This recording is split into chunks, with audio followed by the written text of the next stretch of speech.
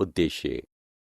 इस पाठ के अंत में आप निम्नलिखित सीखने में सक्षम हो जाएंगे। ये वर्णन करने में कि शैलों को अपक्षय होता है, समझा बताने में कि कैसे अपक्षय के उत्पादों को अपरतन द्वारा दूर ले जाया जाता है और अन्यत्र निक्षेपित किया जाता है, समझा सकने में कि गुरुत्वाकर्षण की सीधी क्रिया के कारण कैसे शैलें और मृदा नीचे की ओर आती है, दबाव और तापमान में परिवर्तन के कारण खनिज घटकों और शैलों की बनावट में परिवर्तन यानी कायांतरण का वर्णन करने में, मृदा निर्माण का वर्णन करने में, बृहद संचलन पर चर्चा करने में। अंतर्जनित और बहिर्जनिक बल। पृथ्वी की परपटी गतिशील है। ये लगातार सूर्य से प्राप्त ऊर्जा द्वारा प्रेरित बाह्य बलों के अधीन है।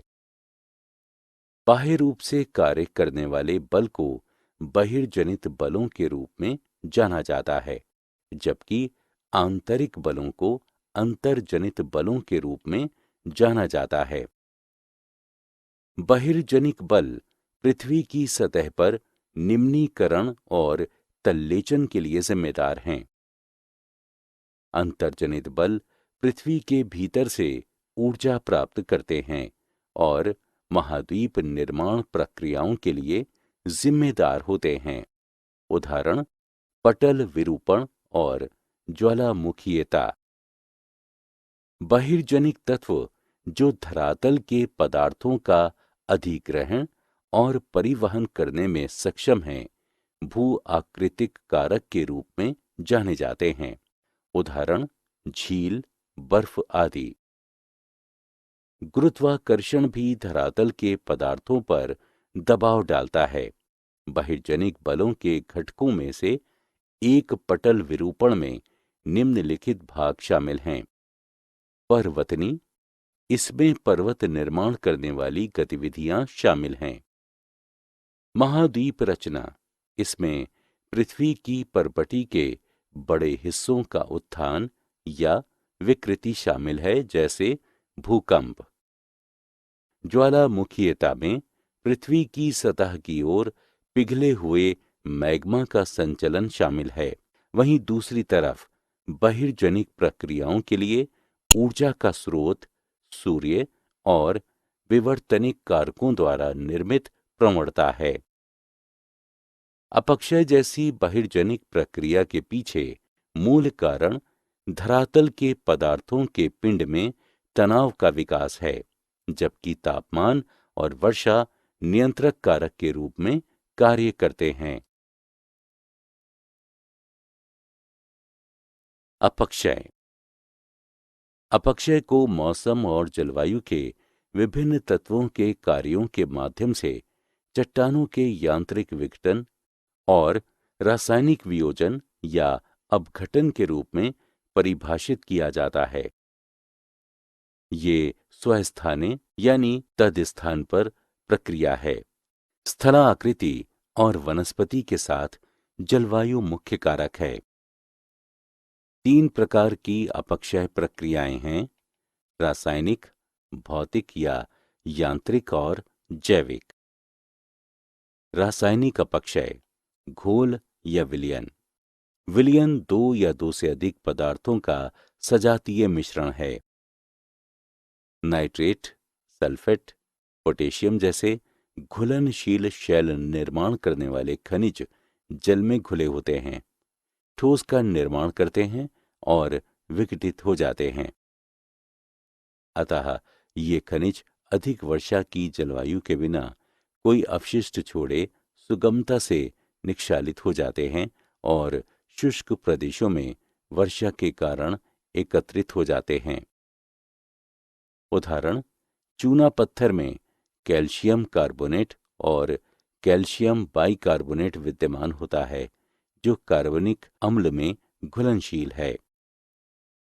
कार्बोनेशन।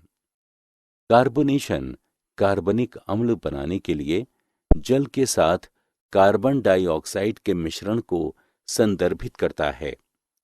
खनिजों के साथ कार्बोनेट और बाइकार्बोनेट की प्रतिक्रिया का प्रतिफल कार्बोनेशन कहलाता है। ये फेल्सपार तथा कार्बोनेट खनिज को पृथक करने में एक सामान्य सहायक प्रतिक्रिया है। कैल्शियम कार्बोनेट और मैग्नीशियम कार्बोनेट कार्बनिक अम्ल में घुल जाते हैं और ये अवशेष के बिना घोल से निकल जाते हैं, जिसके परिणाम स्वरूप गुफाओं का निर्माण होता है। जल योजन। जल के रासायनिक योग को जल योजन कहा जाता है। खनिज जल धारण करके जल योजन के दौरान विस्तारित हो जाते हैं। उदाहरण, कैल्शियम सल्फेट जल ग्रहण करके जिप्सम में बदल जाता है, जो कैल्शियम सल्फेट से अधिक अस्थायी होता है। ऑक्सीकरण और न्यूनीकरण। ऑक्सीकरण ऑक्साइड या हाइड्रोक्साइड बनाने के लिए ऑक्सीजन के साथ खनिज का संयोजन होता है। ये तब होता है जब वायुमंडलीय ऑक्सीजन और जल का तत्परता से संयोग होता है। खनिजों का टूटना ऑक्सीजन के योग से होने वाले व्यवधान के कारण होता है। लोहे का लाल रंग ऑक्सीकरण होने पर भूरा या पीला हो जाता है और न्यूनीकरण होने पर हरे भूरे रंग का हो जाता है। जब ऑक्सीकरण खनिजों का ऐसे वातावरण से संपर्क होता है जिसमें ऑक्सीजन अनुपस्थित होती है, तो न्यूनीकरण होता है। भौतिक अपक्षय। शैलों का भौतिक अपक्षय एक यांत्रिक प्रक्रिया है जो कई कारकों से होता है, जैसे कि तापमान, जल, वायु। भौतिक अपक्षय के प्रकार। भार विहीनीकरण और विस्तारण। भार विहीनीकरण तब होता है जब शैलों की उपरिशायी परतें शैल के बाकी हिस्सों से टूटकर अलग हो जाती हैं। कुछ प्रकार की शैलें पृथ्वी के धरातल के नीचे बनती हैं। इसमें धरातल पर बनने वाली शैलों की तुलना में अधिक दबाव पर उनका निर्माण होता है। यदि कुछ ऐसा होता है जैसे भूकंप, जिससे शैलें धरातल पर आ जाती हैं, तो दबाव निर्मुक्त होता है और शैल का विस्तारण होता है। जैसे जैसे इसका विस्तार होता है, ये शैल की बाह्यतम परतों को तब तक बाहर धकेलती हैं जब तक कि वे टूट नहीं जाती हैं। उदाहरण, योसेमाइट नेशनल पार्क में अर्धगुंबद, जो हिम नदियों द्वारा धरातलीय शैलें हटाए जाने पर बना। तापमान में परिवर्तन और विस्तार। जैसे ही कोई पदार्थ गर्म होता है तो वो फैलता है और ठंडा होने पर सिकुड़ता है। कई रवों वाली शैल जैसी सामग्रियों में इस विस्तारण और संकुचन के कारण यांत्रिक भंजन हो सकता है।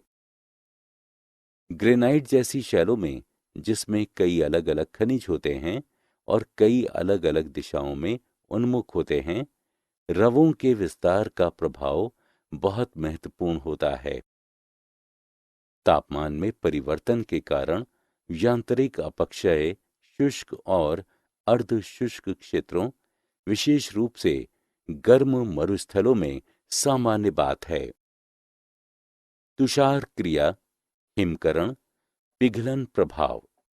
ये शैलों की दरारों या जोड़ों में जल के जमने से पड़ने वाले दबाव के कारण शैलों का विघटन है।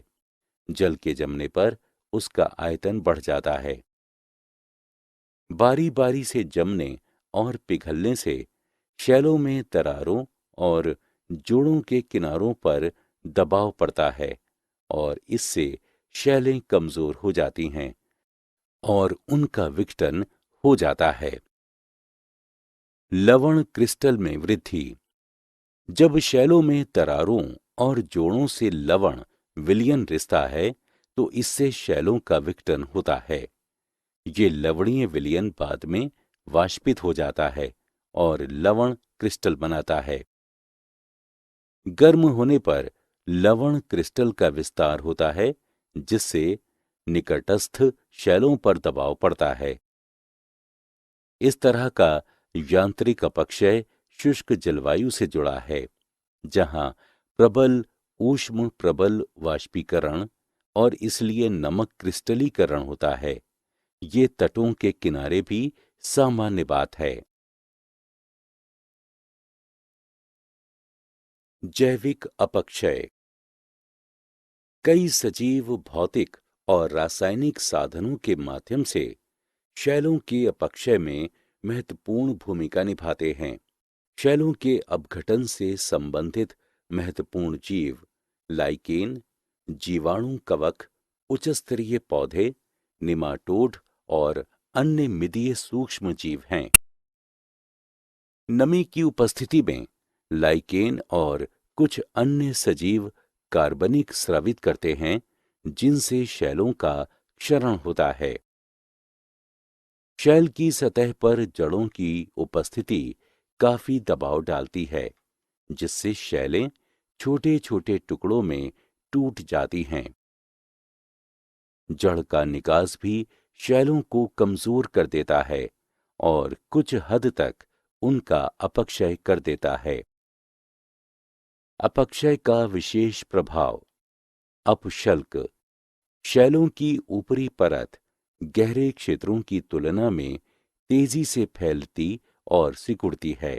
तापमान में परिवर्तन से शैलों की परतों का पृथक्करण और विघटन होता है।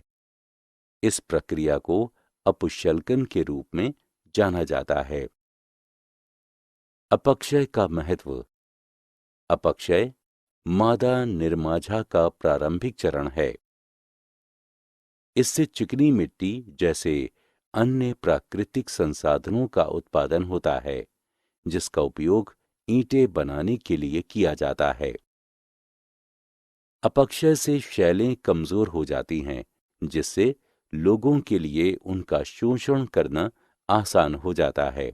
उदाहरण के लिए खनन और खुदाई द्वारा। अपक्षय से शैलों के छोटे टुकड़ों में विखंडन में सहायता मिलती है और न केवल मृदा निर्माण का मार्ग बनता है, बल्कि बृहत संचलन और अपरदन का भी मार्ग बनता है।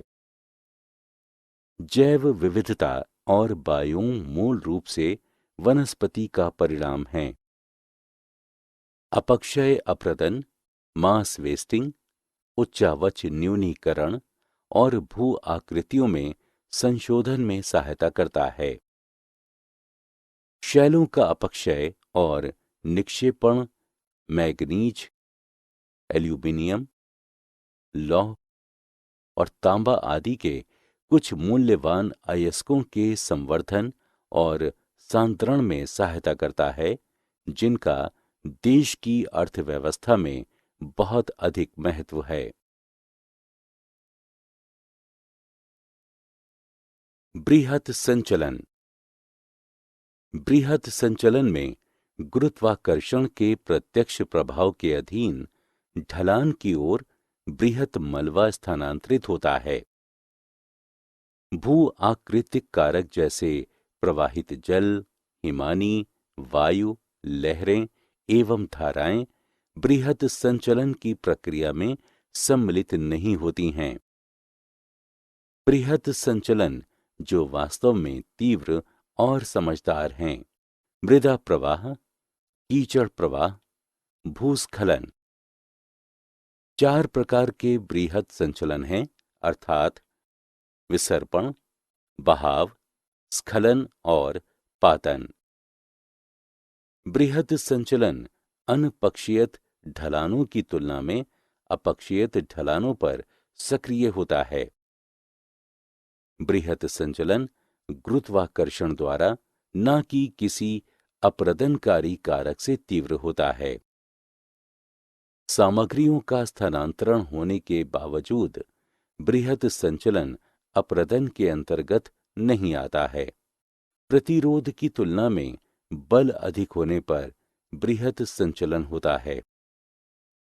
उदाहरण: असंबद्ध कमजोर पदार्थ, छिछले संस्तर वाली शैलें, भ्रंश, तीव्रता से झुके हुए संस्तर, खड़े भृगु या तीव्र ढाल, प्रचुर वर्षा, मूसलाधार वर्षा तथा वनस्पति का अभाव।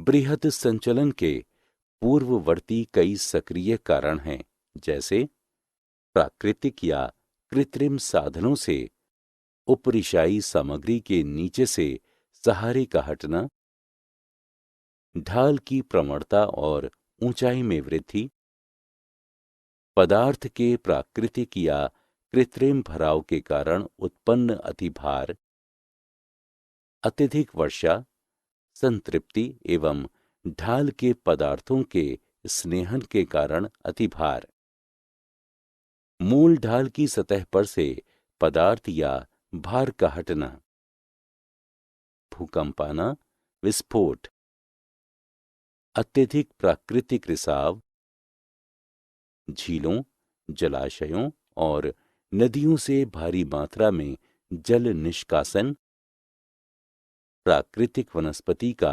अंधाधुंध विनाश। मृदा निर्माण। मृदा पृथ्वी की सतह पर प्राकृतिक तत्वों का समुच्चय है, जिसमें जीवित पदार्थ और पौधों का पोषित करने की क्षमता होती है। मृदा एक गतिशील सामग्री है, जिसमें बहुत सी रासायनिक, जैविक और भौतिक गतिविधियां लगातार चलती रहती हैं। ये अपक्षय का परिणाम है। ये वृद्धि का माध्यम भी है। ये परिवर्तनशील और विकासोन्मुख तत्व है। पत्तियां गिरने और विघटित होने पर जैव पदार्थ बढ़ जाता है। मृदा निर्माण की प्रक्रिया। अपक्षय मृदा निर्माण की मूल प्रक्रिया है। मृदा निर्माण के कारक मूल पदार्थ, स्थलाकृति, जलवायु, जैविक गतिविधि, कालावधि। पदार्थ ये निष्क्रिय नियंत्रक कारक है। ये स्वस्थाने, तदस्थानी या ढोकर लाई जाती है। ये संरचना मृदा की बनावट, रासायनिक संरचना पर निर्भर करता है। स्थलाकृति ये निष्क्रिय नियंत्रक कारक है। ये सूर्य प्रकाश के प्रति अनावृत्ति की मात्रा, जल निकासी प्रणाली पर निर्भर करता है।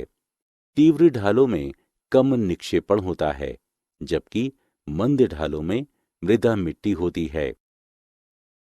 जलवायु ये मृदा निर्माण में सक्रिय कारक है। पानी की अधिकता घुले हुए कणों को नीचे की ओर ले जाने में सहायता करती है। एलुविएशन या अवक्षालन। इन कणों के निक्षेपण को इल्यूविएशन या संपोहण कहा जाता है। भारी वर्षा सिलिका के साथ कैल्शियम, मैग्नीशियम, सोडियम, पोटेशियम प्रतिस्थापित करती है। सिलिका के प्रतिस्थापन को डिसैलिनेशन कहा जाता है। सारांश। हमने जो कुछ सीखा है उसे संक्षेप में दोहराएं।